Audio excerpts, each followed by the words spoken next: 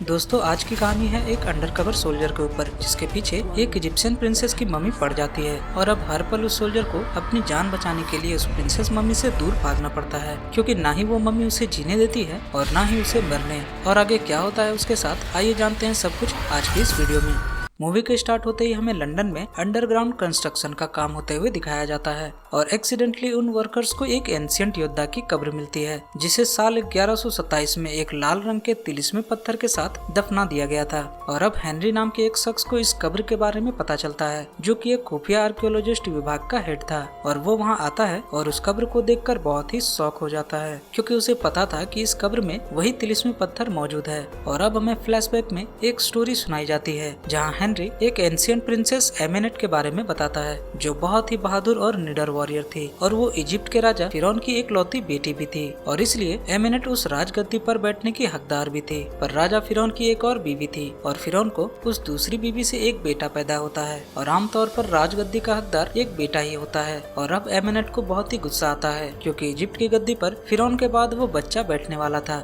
और इसलिए एमेनेट बदला लेने के बारे में सोचती है और मौत के शैतान से मदद मांगती है और एक सौदा करती है। और उस सौदे के मुताबिक एमेनेट शैतान को धरती पर लाने वाली थी, और अब शैतान उसे एक तिलिस्मी खंजर देता है, और उस खंजर की मदद से एमेनेट अपने फादर और उसके नए जन्मे बेटे को भी मार डालती है। और सौदे के मुताबिक एमेनेट शैतान को धरती पर लाने के लिए एक शख्स को चुनती है, जिसके सीने में वो खंजर मारने के बाद शैतान उसके शरीर में कब्जा कर लेता। पर तभी राजा के कुछ वफादार सिपाही एमेनेट को पकड़ लेते हैं और सजा के तौर पर उसे जिंदा ही मम्मी बनाकर ताबूत में दफना दिया जाता है। और अब मूवी वापस से प्रेजेंट टाइम में शिफ्ट होती है और हमें दो दोस्त निक और क्रिश को दिखाया जाता है, जो कि अंडरकवर सोल्जर्स होते हैं, और वो दोनों ईरान में एक मिशन के तहत वहाँ गए हुए थे। पर तभी उन पर टेररिस्ट अटैक करने लगते हैं और वो दोनों अपनी जान बचाकर वहाँ से भाग ही रहे थे कि तभी टेररिस्ट उन पर एक मिसाइल लॉन्चर से अटैक करते हैं। और अब वो दोनों तो बच गए थे, पर जिस जगह पर वो बॉम्ब गिरा था उस जगह पर एक बहुत बड़ा गड्ढा बन जाता है और एक मम्मी का पुतला नजर आने लगता है। और अब वो दोनों अपने सीनियर से उस मकबरे में जाने की इजाजत लेते हैं, और उन लोगों के साथ एक आर्कियोलॉजिस्ट को भी भेजा जाता है, जिसका नाम जेनी था।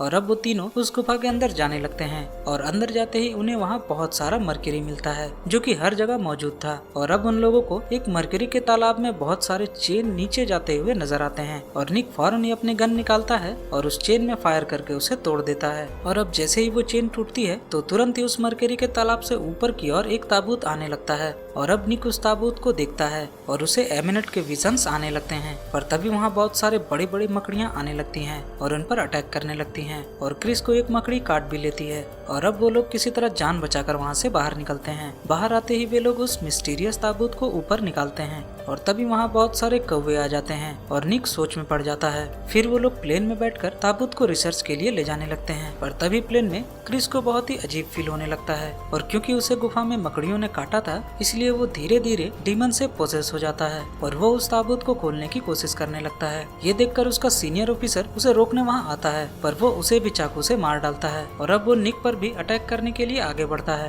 पर तभी गलती से निक के हाथों गन फायर हो जाती है। और अब वहाँ आसमान में बहुत सारे कौवे अचानक से आ जाते हैं और वो सारे कौवे प्लेन में अटैक कर देते हैं। निक जल्दी से जेनी को पैराशूट पहनाकर प्लेन से बाहर धकेल देता है, और इससे पहले कि वो अपनी जान बचा पाता, वो प्लेन क्रैश हो जाती है और सारे लोग मारे जाते हैं। और अब अगले सीन में हमें सारे लोगों की डेड बॉडीज एक रूम में रखी हुई दिखाई देती है। पर तभी वहाँ अचानक से निक उठ जाता है, और अब वो मरकर जिंदा हो गया था। और तभी निक को अपना मरा हुआ दोस्त भी नजर आता है, और वो निक को बताता है कि एमेनेट आजाद हो चुकी है और वो तुम्हारे जरिए शैतान को धरती पर लाना चाहती है, और उस खंजर से तुम्हें मारेगी ताकि वो शैतान तुम्हारे शरीर पर कब्जा कर ले। और क्योंकि वो तुम ही हो जिसने उसे मर्क्यूरी के तालाब से आजाद किया था, इसलिए वो तुम्हें मरने भी नहीं देगी। और अब अगले सीन में हम एमेनेट को भी देखते हैं, जो उस ताबूत से बाहर आ चुकी थी, और वो बाहर आकर वहाँ मौजूद कुछ लोगों को मारकर धीरे धीरे अपने सड़े गले शरीर को वापस पाने लगती है, ताकि वो पहले जैसी बन जाए। और अब अगले सीन में निक जेनी के साथ बैठा होता है, और जेनी उसे बताती है कि वो एक आर्कियोलॉजिस्ट विभाग के लिए काम करती है,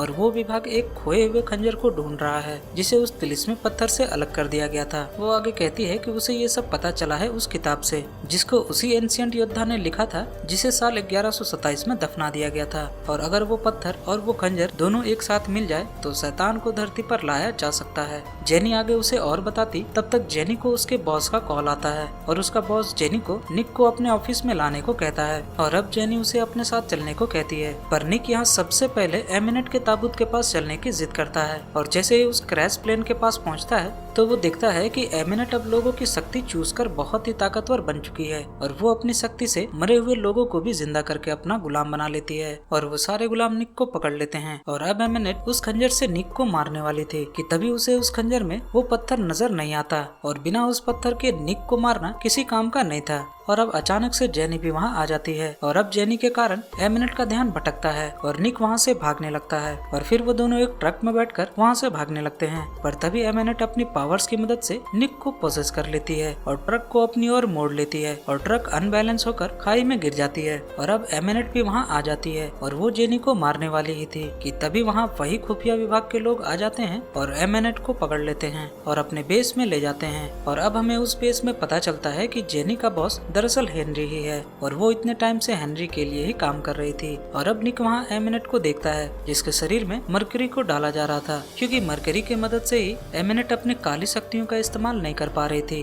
पर तभी वो एक छोटी सी मकड़ी की मदद से वहाँ एक शख्स को कंट्रोल कर लेती है और उस कैद से आजाद हो जाती है। और अब एमिनेट आजाद होकर पूरे शहर पर रेत की तूफान से हमला कर देती है और अपनी शक्तियों से उस तिलिस्मी पत्थर का पता लगाने लगती है और वो सीधा उस गुफा में पहुँचती है जहाँ पर वो पत्थर रखा गया था और वहाँ मौजूद सारे गार्ड्स को मारकर वो पत्थर भी हासिल कर लेती है और उस पत्थर को खंजर में लगा भी देती है। इसके बाद वो अपने गुलामों को निक को ढूंढकर अपने पास लाने को कहती है और उधर कुछ मम्मी निक के पीछे पड़े होते हैं और उसे ढूंढ लेते हैं। और अब एमिनेट जेनी को खींचकर पानी के अंदर ले जाती है पर निक किसी तरह जेनी को ऊपर ले आता है पर जेनी बेहोश थी। और अब एमिनेट खंजर लेकर निक को मारने के लिए आगे बढ़ती है और उन दोनों के बीच लड़ाई होती है और वहाँ निक अपने आप को वो खंजर लगने से रोकता है और अचानक निक चालाकी से उस खंजर को एमिनेट से चुरा लेता है और उस खंजर को तोड़ने वाला ही था कि तभी एमिनेट कहती है कि उस खंजर को मत तोड़ो क्योंकि उस खंजर से तुम्हें बहुत ही असीम शक्तियाँ मिलेंगी जिससे कोई भी तुम्हें हरा नहीं पाएगा और तुम हमेशा के लिए अमर हो जाओगे।